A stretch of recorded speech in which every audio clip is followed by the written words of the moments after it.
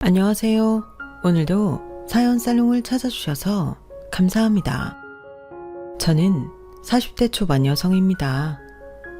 다들 그러실지는 모르겠지만 감성적으로도 현실적인 문제에 있어서도 비교적 불안정했던 20, 30대를 거쳐 40대에 접어드니 어느 정도 인생의 안정기에 접어든 것 같은 기분이 들어요. 불같았던 마음을 다스리는 법도, 상황을 유연하게 대처하는 법도, 쓸데없는 일에 시간과 감정을 낭비하지 않는 법도 알게 되어 한층 인생이 편해졌다고 해야 할까요? 다만 조금 후회되는 게 있다면 저는 어릴 때부터 제가 뭘 좋아하는지, 뭘 할 때 심장이 뛰는지 그런 걸 살면서 알 기회가 별로 없었어요. 사실 다양한 걸 경험하면서 알 기회는 스스로 만들어 갔어야 하는 건데 제가 그렇게 적극적인 성격이 아니었던 거죠. 그러다 보니 젊었을 때는 정말 공부와 일같이 제 미래를 위한 일에만 매진을 했던 것 같아요. 딱히 즐길 거리가 없는데 가만히만 있기엔 무료하니 자기 개발에 몰두하게 됐던 거죠. 결과적으로는 제 인생의 그 시기가 아주 도움이 됐죠. 이름만 들으면 누구나 다 아는 대기업에 취직을 했거든요. 제가 일하는 관련 업계에서는 단연 최고로 치는 곳이었죠. 제 인생에 몇 안 되는 자랑거리 중 하나였어요. 워낙에 이름난 대기업이라 입사하기도 어려운데 그곳에서 버티는 것도 쉽지 않다고 소문이 난 회사였어요. 하지만 저는 워낙 자기 개발로 단련되어 있던 사람이라 그런지 평소처럼만 하니 회사에서 버티는 게 크게 어렵다거나 하지 않았어요. 제 시간, 제 삶이랄 게 따로 없었으니 마찬가지로 일에만 매진하게 됐죠. 그것도 결과적으로는 좋은 일이었던 것 같기는 해요. 능력을 인정받아 꽤 높은 자리까지 올라왔으니까요. 선배들 말로는 이 직급에서 여자로는 제가 이 회사 최초라고 하더라고요. 물론 그 이유 중에 하나로는 제가 결혼도 아이도 갖지 않은 싱글인 상태였기 때문도 컸던 것 같아요. 결혼 정년기쯤 직장도 괜찮고 집도 어느 정도 중산층 가정에서 자라서 그런지 여기저기서 이성을 소개시켜주겠다는 제안을 정말 많이 받았었어요. 그때도 결혼 생각이 없었던 건 아니었지만 그렇게 중요하게 생각했던 것도 아니라서 일단 소개를 시켜주는 대로 다 만나는 봤지만 연애보다 일이 더 재미있었을 정도로 마음이 만나는 사람을 만나지 못했던 것 같아요. 마치 그 나이에 연애를 하지 않으면 영원히 혼자가 될지도 모른다는 생각에 사로잡혀 약간의 의무감으로 연애를 했다고 해야 할까요? 게다가 그렇게 만나본 상대들은 다 얼마 못 가 관계가 끝났어요. 주로 제가 워커홀릭처럼 일만 하고 본인을 신경 쓰지 않는다는 이유로 먼저 이별을 고했죠. 그렇게 결혼 정년기에 몇 사람을 만나다 떠나보내고 나니 결혼 욕심이 더욱 사라지더라고요. 어차피 제 옆몸 먹여 살릴 경제적인 능력이 있는데 굳이 뭐하러 애써서 마음에 들지도 않는 남자들과 서로 맞춰가며 연애를 해야 하나 싶더라고요. 그래서 정말 마음이 끌려서 만나는 사람이 아닌 이상 나서서 연애하려는 노력은 집어치워야겠다고 생각했어요. 그렇게 생각하니 시간이 정말 빠르게 지나가더라고요. 정신 차려보니 이제 정말 마지막이다. 이제라도 안 만나면 정말 영영 끝이다. 이혼남 만나야 한다는 나이까지 오게 됐어요. 그리고 세월이 변하면서 사람 생각이 변한다는 게 참 무서운 거라는 것도 깨달았죠. 20대 후반에서 30대 초반까지는 전혀 아쉽지 않았던 결혼이 30대 중후반이 넘어가는 시점까지 오니 두려운 마음이 생기더라고요.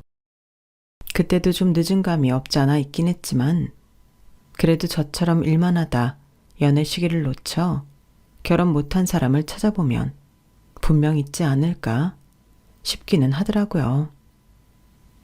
제가 정신없이 일하고 제 몸을 갈아 넣어서 회사의 성과를 올리는 동안 마음 맞는 사람을 찾아 제 가정을 꾸리고 단란하게 살고 있는 친구들을 보니 그게 참 안정되어 보이고 좋더라고요. 결혼 전에는 약간 애정결핍도 있고 불안정해 보였던 친구가 좋은 남편을 만나 존중받고 서로 이해하며 화목하게 살아가는 모습을 보고 나서 생각이 바뀌었던 거죠. 젊었을 땐 제가 하는 일에서 최고가 되는 것이 인생 목적의 전부였는데 막상 이렇게 달리다 보니 주변에 남는 사람이란 게 거의 없더라고요. 없으면 죽고 못 살 것 같았던 친구들도 다 제 가정이 생기니 제게 투자할 시간이 줄어들어 잘 만나지도 못하게 됐어요. 당연한 거지만 결혼 후엔 가정이 1순위가 되어버리니 제가 사람을 필요로 할 때 친구들은 그걸 채워주지 못하더라고요. 그제서야 깨달았어요. 이래서 지지고 볶고 싸워도 사람들이 가정이라는 걸 만들려고 한다는 걸요. 하지만 그런 깨달음 끝에도 여전히 새로운 사람을 만나 감정을 싹 틔우는 건 너무 어렵게만 느껴졌어요. 나이가 든 만큼 보는 눈도 좀 더 까다로워졌는지 이 사람은 이래서 안 끌리고 저 사람은 저래서 안 끌리고 새로운 사람을 쉽게 받아들이지 못하는데 수십 가지 이유들이 붙더라고요. 그러던 중에 학창시절 연락하던 몇 안 되는 친구 중 한 명이 청첩장이 날아왔어요. 이 친구도 일에 매진하느라 결혼을 못하고 있던 유일한 친구였는데 이 친구마저 청첩장이 날아오니 기쁘고 축하할 일이면서도 내심 마음 한켠이 쓸쓸하더라고요.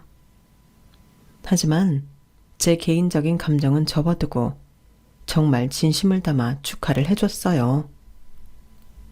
고등학생 때부터 붙어 다녔던 친구라 정말 각별한 사이였거든요. 야, 진짜 예쁘다. 나이 들어서 결혼한다고 걱정하더니 걱정할 거 하나도 없네. 오늘 결혼하는 신부 중에 네가 제일 예쁠 것 같은데 공주님이 따로 없어. 아우, 무슨 남사스럽게. 제일 이쁘긴 뭐가 이뻐. 오늘 결혼하는 신부 중에 나이가 제일 많은 거면 모를까. 어쭈, 내 앞에서 그런 말하기 있냐? 나 나중에 결혼하려면 어떡하라고. 그냥 민망해서 해본 소리지. 너한테 이렇게 대놓고 칭찬은 오랜만에 받아서. 야, 걱정 마. 관리하면 다 돼. 나 봐. 완전 벼락치기로 살 다 뺐다. 그것도 본판이 있으니 예쁜 거지. 하여간 있는 것들이 더해요. 화려한 웨딩드레스를 입은 친구는 누구보다 빛나 보였어요. 그동안 수많은 결혼식에 참여하고 수많은 아름다운 신부들을 보았지만 저와 가장 친하기도 하고 가장 오래 제 곁에 있어준 친구라 그런지 유독 더 반짝거리는 것 같더라고요. 이렇게 이 친구도 좋은 사람을 만나 행복한 가정을 꾸릴 걸 생각하니 감격스러워 신부 대기실에서 발걸음이 잘 떨어지지 않더라고요. 괜히 아련해지는 마음에 대기실 주변에서 여러 하객들과 웃으며 사진을 찍는 친구의 모습을 보며 서성이는데 누군가 저를 붙잡았어요. 너 김서진 맞지? 방송부 후배였던. 누구세? 갑자기 제 팔을 붙잡는 남자 때문에 깜짝 놀라 쳐다봤는데 어딘가 얼굴이 익숙했어요. 살짝 나이가 보이긴 했지만 제가 분명하게 아는 얼굴이더라고요. 그 얼굴을 어떻게 잊을 수 있겠어요. 그 남자는 제가 고등학교 때 짝사랑했던 방송부 한 학년 선배였어요. 그때 이 선배의 이름만 대도 모르는 사람이 없을 정도로 거의 모든 여학생들의 첫사랑이었거든요. 키도 크고 잘생긴 얼굴에 목소리도 좋고 어린 나이에 매너까지 좋아서 인기가 없을래야 없을 수가 없었죠. 저는 방송부를 한 학기만 하고 당시 그곳 분위기가 성향에 안 맞아서 금방 나와버렸어요. 그래서 연락하고 지내는 사람이 없었는데 친구는 방송부 활동을 끝까지 했던 터라 연락하고 지내는 사람이 몇 명 있다는 걸 알고는 있었어요. 그런데 이 선배가 친구 결혼식에 올 줄은 미처 몰랐죠. 나 기억해? 나도 방송부였는데 너무 오래전이라 기억 못하려나? 기억해요. 오래전이라 기억 못하는 건 선배 쪽이어야 하는 거 아니에요? 저 방송부 한 학기밖에 안 했는데. 내가 기억력이 좀 좋아서. 아무튼 넌 여전하네. 오랜만이다. 여기서 다 볼 줄은 몰랐네. 그러게요. 신기하네요. 잘 지내시죠? 나야 뭐 그럭저럭. 그나저나 혼자 왔어? 네. 친구랑은 둘이서만 다녔어서 겹치는 지인이 없어서요. 그래? 잘 됐네. 나도 아는 사람 너밖에 없는데. 같이 식 보고 밥 먹으면 되겠다. 오랜만에 만났는데도 넉살 좋게 환한 웃음을 짓는 걸 보니 갑자기 잊고 살던 학창시절이 확 떠올랐어요. 처음에는 얼떨떨한 마음뿐이었던 것 같아요. 저도 나이가 어느 정도 차고 재회한 거다 보니 대책 없이 무작정 설레진 않았어요. 오히려 마음의 준비도 없이 만나게 되니 좀 부담스럽기까지 하더라고요. 게다가 방송부 활동할 때 그렇게 많은 교류를 했던 사이도 아니었어요. 그저 얼굴이나 알고 인사나 하고 지내는 같은 동아리 선후배, 그 이상도 그 이하도 아니었죠. 다만 선배는 당시에도 친하지 않은 후배들에게도 늘 친절했고 장난기도 많은 성격이어서 저 혼자 일방적으로 설레고 알았었죠. 저뿐만 아니라 다른 여자애들도 그땐 그랬었고요. 그 성격만은 아직도 여전할 것 같았어요. 조금 달라진 게 있다면 어릴 때보다는 좀 더 분위기가 차분하고 부드러워졌다고 해야 할까요?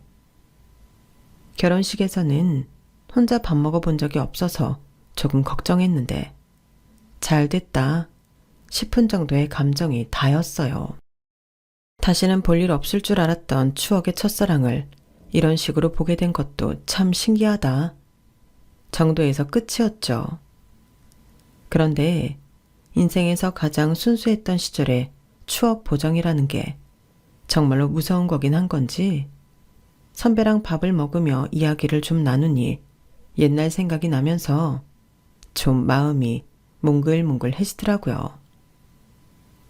혼자서 일방적으로 짝사랑할 땐 이렇게 단둘이 마주 앉아 밥 먹는 건 상상도 못했었는데 시간이 흘러 이렇게 나란히 앉아 밥을 먹게 되니 더 편하고 자연스러운 분위기라 이것마저도 신기하고 기분이 묘하더라고요.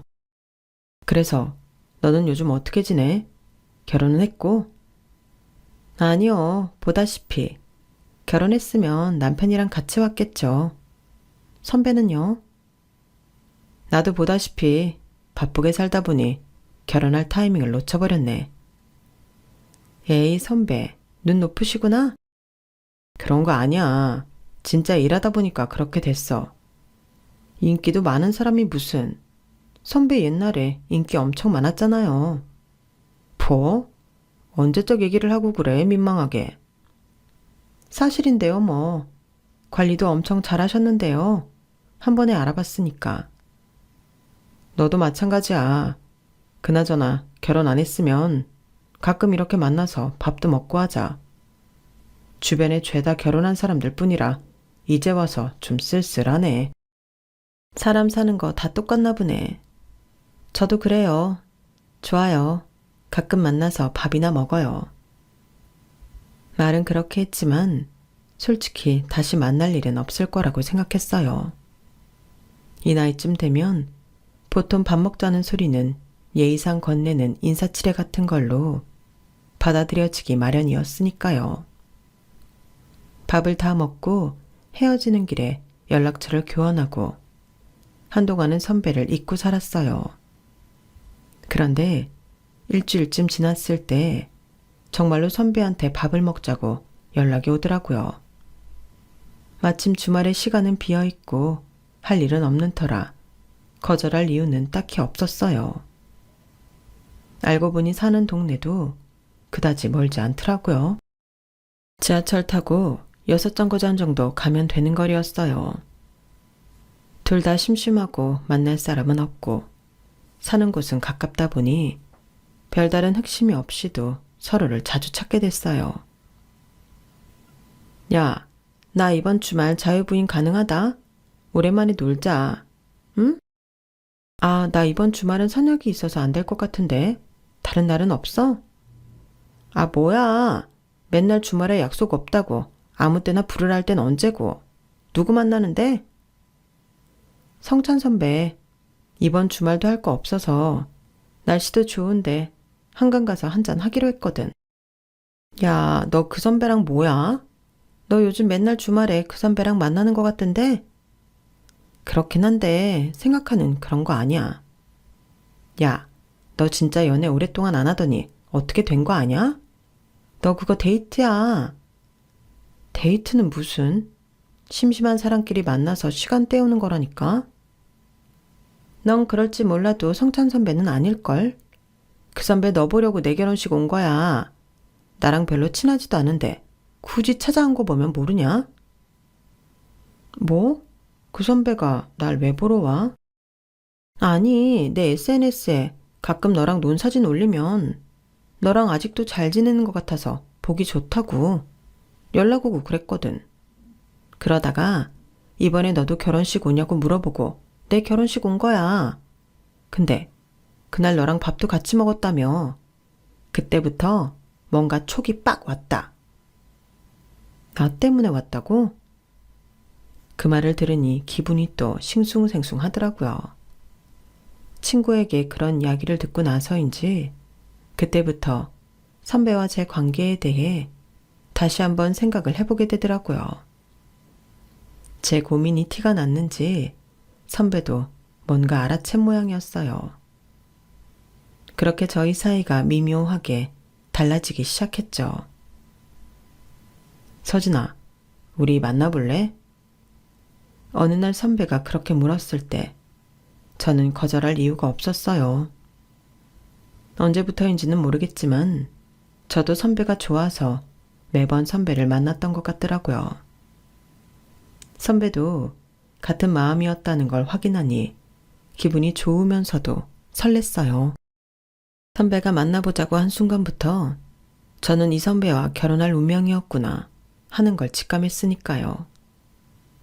아니나 다를까 저희는 연애를 제대로 시작한 지 반년 만에 결혼을 진행시켰어요.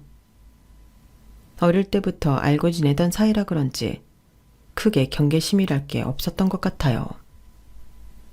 마냥 순수한 마음뿐이라기보단 선배의 씀씀이를 미루어 보아 기본적으로 집안도 여유롭게 잘 사는 것 같았고 부모님이 차려주셨다는 카페도 꽤 잘 되고 있는 것 같았거든요.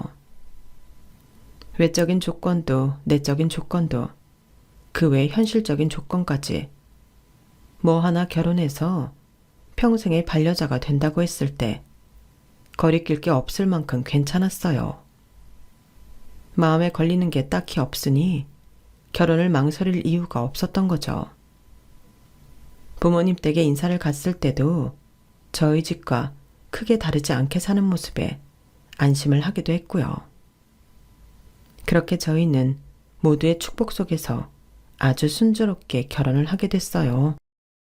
그런데 결혼을 준비할 땐 미처 보이지 않았던 게 결혼 후에 보이는 것도 분명히 있긴 하더라고요. 남편에게는 남동생이 한 명 있었는데 남편이 결혼을 좀 늦게 한 편이다 보니 이쪽은 동생이 훨씬 전에 결혼을 했다고 들었어요. 그래서 저는 결혼하는 시점에 이미 저보다 4년 먼저 이 집 식구가 된 동서가 있는 상태에서 결혼을 했던 거죠. 그런데 남편이 그 동서에 대해서 결혼 전부터 살짝씩 흘렸던 말들이 있었거든요. 내 동생이 결혼을 좀 잘못해서 우리 부모님이 늘 걱정이 많았는데 당신은 참 잘 들어왔다고 엄청 좋아하셔. 도련님이 결혼을 잘못하셨다고? 왜? 동서가 성질이 장난이 아니야. 동생이 철없을 때 클럽 갔다가 만난 여자라서 다들 반대했는데 동생이 기어이 이 여자 아니면 안 된다고 고집을 부려서 그 결과가 이렇게 된 거지 뭐. 맨날 둘이 싸우고 아주 난리도 아니야. 근데 싸움이라는 게 그렇게 일방적으로만 잘못해서 나는 건 아니잖아. 도련님도 뭔가 잘못을 했으니 자주 싸우는 거겠지. 나도 그렇게 생각했지, 처음엔. 근데 당신도 좀 같이 지내보면 알겠지만 욱하는 게 장난이 아니야. 직업도 원래 무슨 타투이스트? 그런 거였는데 그건 우리 엄마가 너무 반대하셔서 그만두셨어. 뭐? 시어머니 때문에 직장을 관뒀다고? 왜? 어르신들이야 인식이 그럴 수밖에 없지. 타투한 사람도 안 좋게 보는 마당에 타투 그리는 게 직업인데다 클럽에서 만난 여자라니.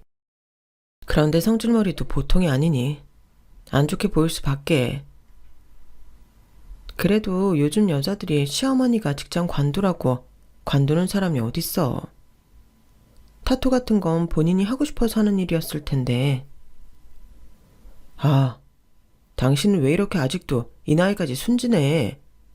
하고 싶은 일이었어도 일 그만두고 배우자 벌어오는 돈이나 쓰면서 살라고 하면 어느 사람이 마다해? 요즘처럼 다 맞벌이 강요하는 세상에 외벌이 해주겠다는데 완전 땡큐지. 그런가? 그때는 남편 말이 묘하게 설득력이 있기도 했고 요즘에야 타투 하시는 분들이 흔하다지만 그때만 해도 제 주변에는 타투를 하는 사람이 별로 없어서서 사회적인 인식으로 비추어 봤을 때 동서가 평범한 사람일 것 같다는 생각은 안 들기는 했어요. 동서는 첫눈에도 외적으로 굉장히 화려하기는 했거든요. 저처럼 일만 열심히 하고 재미없게 사는 직장인이랑은 겉모습부터가 달라 보였어요. 옷차림도 어르신들이 좋아하는 쪽과는 거리가 멀었고요. 시댁에서 환영할 만한 며느리상은 아니어서 이해는 되더라고요. 그래도 제 개인적으로는 한 번 사는 인생, 동서처럼 즐기고 사는 것도 마냥 나쁘게만 보이지는 않더라고요. 우리나라 분위기상 남 눈치 어른 눈치 보느라 뭐 하나 마음대로 하지 못하는 것도 동서에게는 해당되지 않는 것 같아 내심 부럽기도 했고요. 그래도 워낙에 저도 유교 사상이 뿌리 깊게 박혀있던 타입이라 처음에는 동서가 마냥 좋게만 보이지 않았던 건 사실이었어요. 동서 성격이 워낙 튀기도 튀었거든요. 형님은 좋겠어요. 공부 열심히 해서 좋은 대학 가고 좋은 직장 잡고 그러니까 시댁에서 이렇게 대우해 주시는 거겠죠? 이래서 부모님 말 잘 들어야 잘 된다고 하는 게 틀린 말이 아닌가 봐요. 저는 부모님도 다 어릴 때 돌아가셔서 할머니 밑에서 컸거든요. 그래서 이 모양인가 봐요. 아니야, 동서. 무슨 말을 그렇게 해. 나는 부모님 말 너무 잘 듣고 살아서 사는 게 별로 재미가 없어. 그래도 동서는 본인이 좋아하는 거, 재미있어 하는 거 잘 찾아서 즐기고 사는 것 같아서 부럽고 보기 좋아. 그렇게 마음에 없는 말씀 안 하셔도 되는데 형님은 배운 사람이라 그런지 말씀도 참 예쁘게 하시네요. 저는 좀 형님 보고 배워야겠어요. 각자 다 좋은 점이 있는 거지. 나도 동서한테 배울 점 많아. 나는 워낙 답답하게 살아서 남편 만나기 전까진 일만 할 줄 알았지? 정말 왜 사나 싶을 정도로 인생이 지긋지긋하더라. 동서처럼 이렇게 예쁘게 꾸밀 줄도 모르고 동서랑 나랑 3살 차이밖에 안 나는데 동서는 아직도 아가씨 같잖아. 나는 어디 가면 다 내 나이로 봐. 아이고 형님, 형님도 젊게 꾸미면 다 젊게 봐요. 형님이 너무 나이에 딱 맞게 입고 다니시니까 그 나이를 보는 거죠. 형님도 좀만 꾸미면 진짜 젊어 보이실 것 같은데 다음에 저랑 쇼핑 한번 하실래요? 에이, 내가 무슨...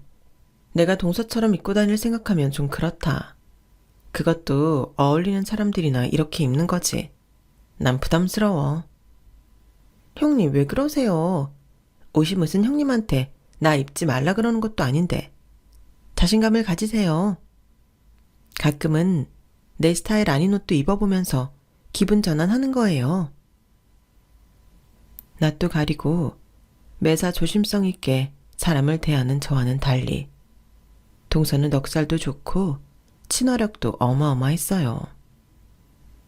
이렇게 사람에게 쉽게 다가가는 점이 어른들에겐 또 안 좋게 비춰질 수도 있었겠다 싶더라고요.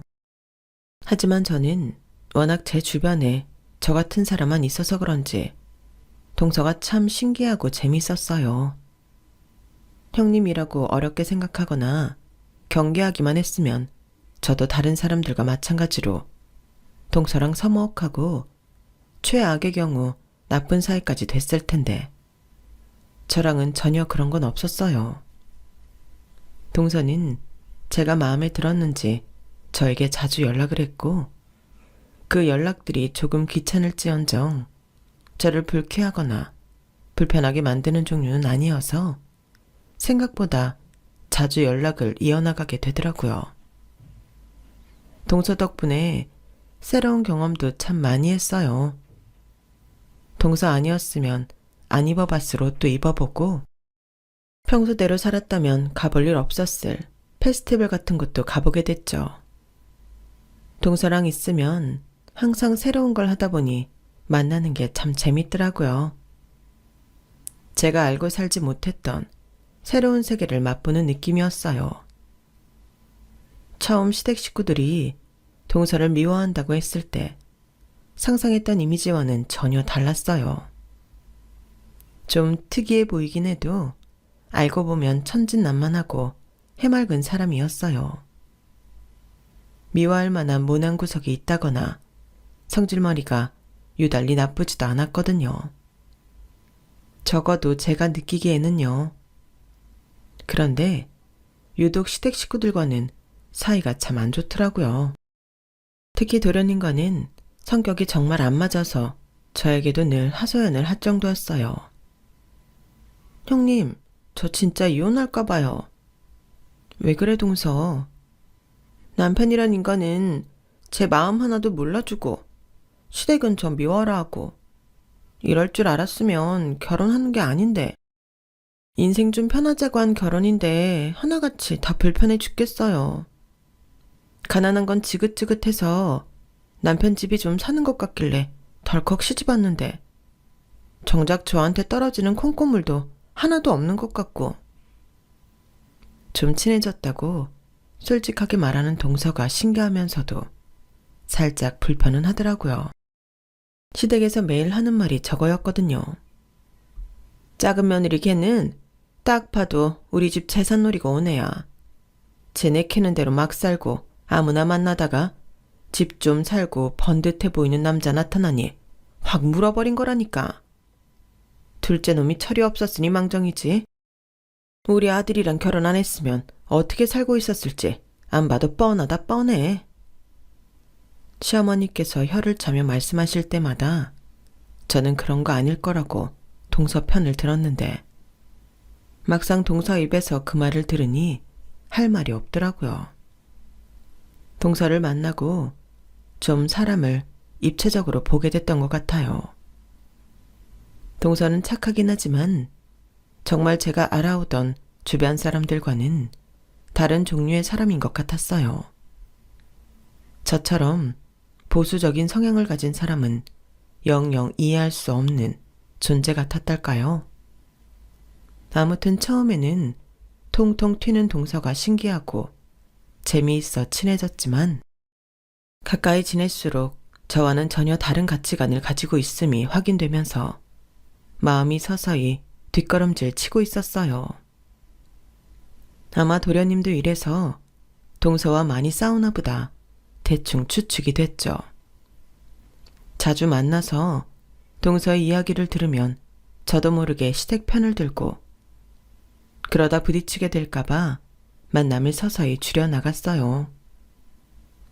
만나자는 연락을 하나 둘 거절하고 피하기 시작하니 동서도 무언가 눈치를 챈 건지 어느 순간부터 연락이 확 줄어들더라고요. 그리고 나니 좀 편했어요. 시댁의 재산에 대해 이러쿵 저러쿵 이야기하는 게 좀 불편하고 알고 싶지 않았거든요. 그렇게 동서와 연락이 끊긴 지 4개월쯤 되던 날 갑작스러운 소식을 듣게 됐어요. 여보, 성준이 결국 이혼한대. 뭐? 정말이야? 더 이상은 못 참겠나 봐. 세상에. 그래 뭐 서로 안 맞는데 꾸역꾸역 같이 사는 것보단 이혼이 나을 수도 있겠다. 시댁이랑 트러블도 워낙 많았었고. 우리 부모님도 웬만하면 이혼하지 말고 살으라 했을 텐데 워낙 재수씨가 왈가닥에 자유분방하잖아. 그냥 이제라도 이혼하고 다른 사람 만날 수 있으면 만나보라고 하더라. 그래, 서로한테 잘된 일일 수도 있겠다. 좀 얼떨떨하면서도 동서가 걱정이 되긴 하더라고요. 동서가 시댁 재산을 노리고 결혼했다는 시점에서 이미 마냥 좋은 사람은 아니었지만 그렇다고 그렇게 나쁘기만 한 사람도 아닌데 시댁에서는 너무 죄라도 지은 사람처럼 미워하고 이혼을 기뻐하니 마음이 좀 안 됐어요. 인사치레 상으로라도 동서에게 연락을 했지만 동서는 연락을 받지 않더라고요.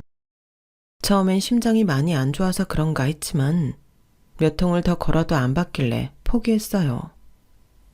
걱정이 되어 전화를 한 건데 이제 이혼한다고 저도 완전히 남이라 생각해서 연락을 받지 않은 건가 싶더라고요. 그래도 같이 친하게 지냈던 세월도 있고 순수한 의도로 걱정했는데 이런 식으로 아무런 전조 증상 없이 연락이 뚝 끊겨버리니 좀 서운하면서도 괘씸한 마음도 들었어요.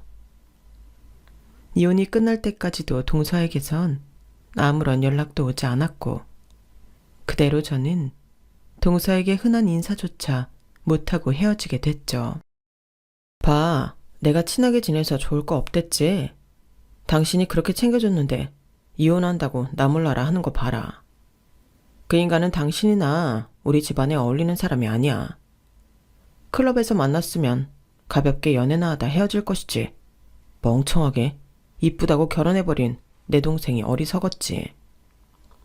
이렇게 크게 한번 대화봤으니 이젠 안 그러겠지만 그래도 이 집에서 유일하게 동서와 가까이 지내고 잘해줬던 저에게까지도 잠수 타듯 연락이 끊긴 동서를 보니 정말 시댁에서 동서를 왜 그렇게 잡아먹지 못해 안달이었는지 더욱 알 것 같더라고요. 저도 인간이다 보니 참 여러 복잡한 감정이 들긴 했지만 사람을 그렇게 미워해서 좋을 게 뭐가 있나 싶어 잊으려고 노력했어요. 그렇게 1년쯤 지났을까요? 어느 날 갑자기 모르는 번호로 전화가 걸려와서 받았더니 동서였어요. 형님, 저예요. 잘 지내시죠? 동서가 웬일이야? 도련님이랑 이혼할 때는 그렇게 연락이 닿지를 않더니. 죄송해요. 제가 그때는 정말 경황이 없어서 시댁이랑은 완전히 끊어내고 싶은 마음도 있었고요. 아무리 그래도 그렇지 내가 다른 시댁 식구들이랑 같아? 그동안 내가 동서 얼마나 챙기고 아꼈는데 어떻게 나한테까지 이럴 수 있어. 제가 생각이 짧았어요.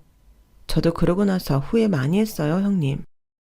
형님도 아시겠지만 저 부모님도 안 계시고 키워주신 할머니도 돌아가시고 곁에 정말 아무도 없잖아요. 이럴 때 어떻게 해야 하는지 아무것도 모르고 그냥 저를 괴롭히던 시댁에서 벗어나고 싶다는 마음이 전부였어요. 그래, 심경이 복잡했을 테니까. 그건 그렇다 치고 그럼 갑자기 왜 전화한 거야? 이제 와서 생각이 바뀐 거야? 그게요, 형님. 혹시 500만 원만 빌려주실 수 있으세요? 뭐라고? 내심 저는 기대했어요. 이제라도 형님에게 미안하다고. 그동안 잘해줬는데 이렇게 헤어지는 건 아니었던 것 같다는 말을 할 줄 알았죠. 하지만 동서 입에서 나온 건 또 결국 돈이었어요. 이혼할 때 수입이 전혀 없는 동서가 결혼했다가 이혼한다는 이유만으로 위자료도 꽤 많이 가져간 것으로 알고 있었는데 대뜸 전화해서는 목적이 또 돈이라는 걸 알게 되니 피가 차갑게 식는 기분이더라고요. 동서는 정말 돈밖에 모르는구나. 어떻게 나한테 오랜만에 연락해서 돈부터 빌려달란 소리가 나와? 아직도 동서 눈엔 시댁이 그렇게 돈줄로만 보여? 아무리 그랬어도 나한테 이러는 건 아니지. 나는 동서 정말 진심으로 사람 대 사람으로 대해줬어. 그런데 어떻게 나한테 이래? 형님, 그게 아니라요. 제가 정말 급하게 돈이 필요해서 그래요. 제가 오죽하면 형님한테 연락을 했겠어요. 형님이 저 잘 챙겨주신 거 저도 너무 잘 알죠. 저도 형님 정말 좋아했고요. 그래서 더 늦기 전에 관계를 회복하고 싶었는데 마침 상황이 급해져서 형님 생각이 났어요. 한 번만 부탁드려요, 형님. 저 좀 살려주세요.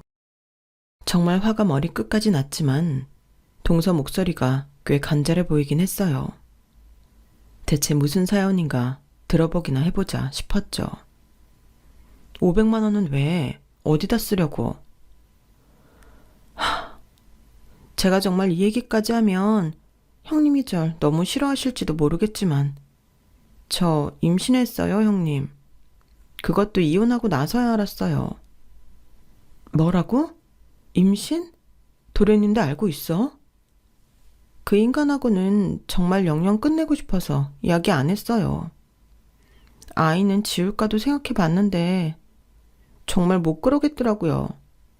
안 그래도 가족 하나 없는 저인데 아이라도 낳아 기를까 생각이 들어서 낳게 됐는데 제가 생각했던 것보다 돈이 너무 많이 들어서요. 잠깐만 빌려주시면 쓰고 제가 나중에 일해서 꼭 갚을게요, 형님. 네? 아니, 아이를 낳았어? 아무리 연을 끊고 싶어도 그런 건 말을 해야 어떻게든 양육비라도 지원받지. 저는 정말 충격받았어요. 동서가 대책 없는 사람이라는 건 알고 있었지만 이렇게 아무것도 모르는 사람이라는 게 좀 놀랍더라고요. 동시에 같은 여자로서 걱정도 들었어요. 부부가 같이 키워도 힘든 게 육아인데 도움받을 친정도 없는 상태에서 도대체 어떻게 혼자 애를 키우겠다는 건지. 경력도 단절된 사람이 대체 무슨 깡으로 저러는 건가 도무지 이해가 안 되더라고요. 동서와 저는 동서가 이혼한 시점에서 완전히 남이나 다름없었지만 동서의 사정이 어디서부터 지적해야 될지 모르겠을 만큼 엉망이어서 안 도와줄 수가 없겠더라고요. 외면하면 그만이었겠지만 예정도 있고 하니 쉽지가 않았어요. 계좌번호 보내. 그리고 시댁한테 양육비 받을 방법 같이 알아보자. 애가 혼자 생긴 것도 아닌데 어떻게 혼자 책임질 생각을 했어. 저는 바로 돈 500만 원을 붙여줬어요. 이 돈은 못 돌려받더라도 빌려준다는 각오로 빌려줬죠. 그만큼 동서 상황이 녹록치 않았으니까요. 형님, 정말 감사해요. 이 은혜를 정말 어떻게 갚죠? 은혜 갚을 생각 말고 당장 동서 발등에 떨어진 불이나 꺼볼 생각부터 해봐. 내가 도와줄 테니까. 일단 시댁한테 알리고 양육비 받는 것부터 하자. 근데 그 인간들이 줄까요? 제가 돈 뜯으려고 한다고 생각밖에 안 할 텐데. 일단은 믿져야 본전이지. 정 안 주려고 하면 법적으로 가능한지 알아볼 수도 있는 거고. 형님, 정말 형님밖에 없어요. 근데요, 형님, 그거 아세요? 뭐? 이렇게 염치불구하고 연락드렸는데 도와주신 게 너무 감사해서요. 시댁 비밀 하나 알려드릴게요. 제가 이혼한 이유 중에 하나예요. 이어서 동서의 입에서 나온 말들은 충격적이었어요. 남편도 시동생도 외제차를 몰고 다녔고 시댁도 서울 한복판 교통 좋은 곳에 있는 신축 아파트인데다 결혼할 때도 남편 명의로 신혼집 사는데 시댁에서 많이 보태줬다고 알고 있거든요. 시부모님께서는 젊은 시절 평범한 회사원이라고 들었는데 이렇게 집이 유복한 데엔 꼬치꼬치 묻진 않았지만 어느 정도 투자를 통해 재산을 불린 게 아닌가 하는 생각이 있었어요. 어머님께서 주식이나 부동산에 관심이 굉장히 많으셨거든요. 그런데 실상은 전혀 아니었던 거예요. 제가 전에 말씀드렸잖아요, 형님. 저는 이 집이 유복한 집이라 시집 온 것도 있다고요. 그런데 글쎄, 이혼하기 2주 전에 시댁에 갔는데 안방에서 어머님 아버님 대화를 들어버렸거든요. 두 분 얘기하는 거 보니까 집도 차도 전부 빚덩어리인 거예요. 심지어 형님네 아파트도 아주버님 이름으로 대출받은 돈을 주고는 신혼집 사는데 보탰다고 한 거였나 봐요. 그게 그럼 아주버님 빚으로 한 거지 어떻게 보태준 거예요? 이 집 식구들 계산 방식이 하여간 어이가 없더라고요. 아무튼 빚 점점 늘어나는데 어떻게 갚지? 그런 얘기하다가 갑자기 형님 얘기를 하는 거예요. 형님이 대기업 직급 높은 사람인데 뭘 걱정하냐고. 나중에 형님한테 다 뒤집어 씌울 궁리를 하고 있는 것 같더라고요. 근데 그 대화 엿듣다가 딱 걸렸잖아요. 형님한테 들려드리려고 녹음도 했는데 그날 시부모님한테 머리채 잡히고 난리도 아니었어요. 그래서 연락도 못했어요. 시댁에 지긋지긋하게 당하고 나니 도저히 엮이기가 싫어서 용기가 안 나서 연락을 못 드렸는데 지금이라도 보내드릴게요, 형님. 전화를 마치고 나서는 뒤통수를 3개 얻어맞은 것처럼 얼얼한 기분이 들었어요. 얼마 안가 동서가 보내준 녹음 파일에는 정말 동서 말 그대로 저에게 집안의 빚을 뒤집어 씌울 궁리를 하는 내용이 짤막하게 들어가 있더라고요. 그 중에서도 가장 괘씸했던 건 남편도 이 사실을 알고 있다는 부분이었어요. 애초에 대기업 직장인이라며 환영했던 이유가 이거였던 모양이더라고요. 저는 버는 것에 비해 상당히 검소한 편이고 결혼할 때도 통장 잔고를 남편에게 공개했던 터라 제 재산을 시댁에서 파악을 하고 있더라고요. 결혼할 때 유복한 집안인 척 다 보태주는 척해서 결혼시킨 후 그동안 본인들이 부린 사치 때문에 쌓인 빚을 저에게 지우게 하려는 작정이었어요. 걔 버는 것만 보면 금방 갚지 뭐. 걔가 애가 있나 사치를 부리나. 어차피 돈 쓸 데도 없는데 우리 빚 갚아주면 금방이지. 게다가 남편이 하는 사업도 전부 빚으로 시작해서 아직 갚지도 못하고 있는 상태더라고요. 정말 그걸 들으니 듣기 전까지는 남편과 아무런 감정이 없었음에도 다시 피가 차갑게 얼어붙는 기분이 들더라고요. 그 대화 뒤에 엿듣는 게 들킨 모양인지 연이어 들리는 동서에게 막대하는 음성까지 들으니 너무 소름이 끼쳤어요. 형님, 들어보시면 아시겠지만 형님도 탈출이 답이세요. 형님만큼은 정말 구해드리고 싶었는데 쫓겨나듯 이혼한 마당에 괜히 나섰다가 일을 크게 키우고 시댁 식구들이 저한테 무슨 짓을 할지 몰라서 용기가 안 났어요. 저는 저를 지켜줄 친정도 없잖아요. 아니야. 지금이라도 말해줘서 고마워, 동서. 얘기를 듣고 나니 울분이 치솟았어요. 순수했던 어린 시절의 향수와 첫사랑 상대였다는 약간의 환상을 안고 시작한 결혼 생활이었어요. 하지만 이제는 나이가 어른인 만큼 완전히 환상만 있었던 건 아니라 어느 정도 현실적인 재정 문제도 고려했던 것도 사실이었죠. 저보다 훨씬 형편이 좋은 사람을 바랬던 건 아니었지만 나을 게 없는 사람을 바랬던 것도 아니었어요. 어느 정도 서로를 힘들게 하지 않을 만한 능력과 형편을 갖춘 사람을 만나고 싶었죠. 그런데 남편은 연애 시절 저에게 은근슬쩍 집안 형편에 대한 과시를 많이 했었고, 연애할 때 보여준 모습이 경제적으로 어려운 사람과는 거리가 멀었거든요. 실제로도 집안 도움을 받아 결혼을 하고 사업을 하는 사람이었으니 제가 의심할 틈은 조금도 없었죠. 하지만 그 모든 게 저를 속이기 위한 거짓이었다는 게 너무 충격적이었어요. 곱씹을수록 화가 머리끝까지 나서 저는 큰 박스 몇 개 사서 집으로 돌아가 짐을 싸기 시작했어요.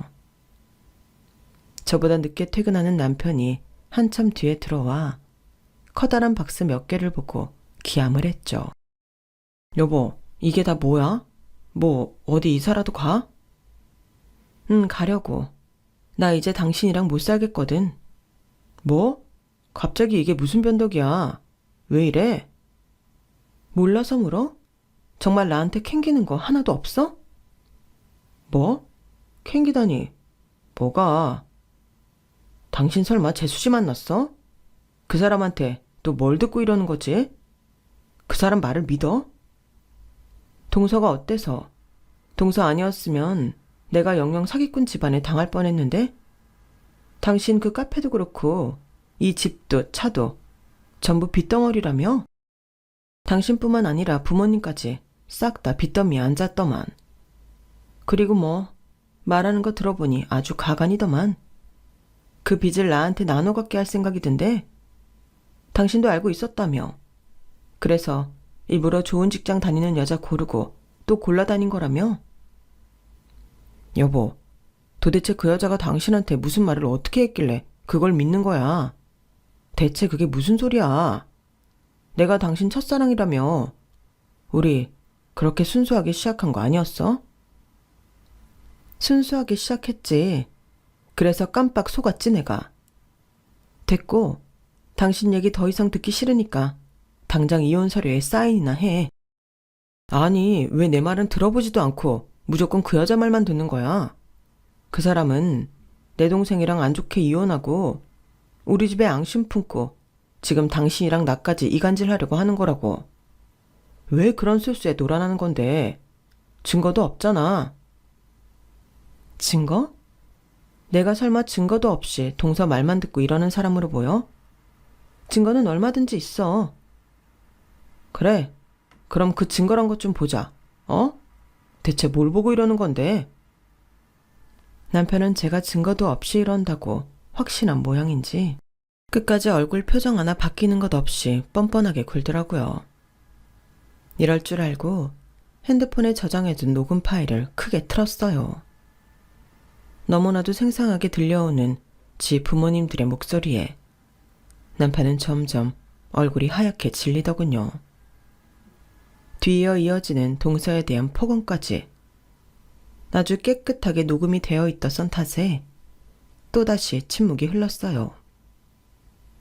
당신 도대체 이걸 어떻게... 아니 잠깐만, 오해야. 이렇게 확실한 증거를 두고 뭐라고 변명할 수 있는지 그 능력이 궁금하긴 한데 당신 헛소리 듣고 싶지도 않고 그럴 여유도 없거든. 이혼 서류 보낼 테니까 작성해서 이 박스랑 같이 친정으로 보내기나 해. 당신이 무슨 말을 하던 이제 더 이상 당신 말 믿을 수 없으니까. 사기 결혼으로 확 고소해버리기 전에. 여보, 여보. 저를 붙잡으려는 남편을 두고 집을 나와버렸어요. 당분간은 본가에 지내면서 마음을 추스렀죠. 부모님께서도 큰일을 당하기 전에 알게 되어 정말 다행이라고 하더군요. 동서랑은 그 뒤로 다시 연락하면서 지내고 있어요. 남편은 역시나 한 번에 이혼 도장을 찍어주지 않았지만 저와 저희 부모님의 합동에 결국 두 손 두 발 다 들었죠. 이혼하는데 시간 자체는 꽤 오래 걸렸지만 지금은 해방되어 자유로운 삶을 살고 있어요. 결혼 전에 몰랐는데 차라리 한번 다녀오니 속이 시원하네요. 부모님 댁 근처에 집을 구해 혼자 살고 있는 요즘은 결혼이 꼭 인생의 종착점이 아니라는 걸 더더욱 실감하고 있어요. 생각보다 제 나이에도 이혼한 분들은 많더라고요. 요새는 심심하면 그분들을 만나서 함께 시간을 보내곤 해요. 물론 그 모임에는 동서도 함께 있죠. 잠깐이나마 평생의 반려자와 함께 늙어가는 미래를 상상했던 제 인생이 이렇게나 뒤바뀔 줄 누가 알았겠어요. 돌다리도 두들겨 보고 건너야 한다. 나이 든 남자들은 다 언니들이 이유가 있어서 안 데려간 거다. 그런 말들이 정말 피부로 와닿더라고요. 이런 걸 보면 나이가 들어 보는 눈이 까다로워졌다고는 해도 완벽할 수는 없는 모양이에요. 누군가 목적을 가지고 작정하고 다가오면 아무리 속을 파악하려 해도 끝까지 모를 수밖에 없는 게 사람 속이니까요. 이렇게 털어놓으니 속이 좀 후련해지네요. 제 사연은 여기까지예요. 들어주셔서 감사드리고요. 여러분들의 곁에 좋은 인연들이 가득하시길 진심으로 바랍니다. 여러분, 사연 댓글에 응원과 현명한 조언 부탁드려요. 좋아요와 구독은 저에게 큰 힘이 됩니다. 오늘도 좋은 일 가득하세요.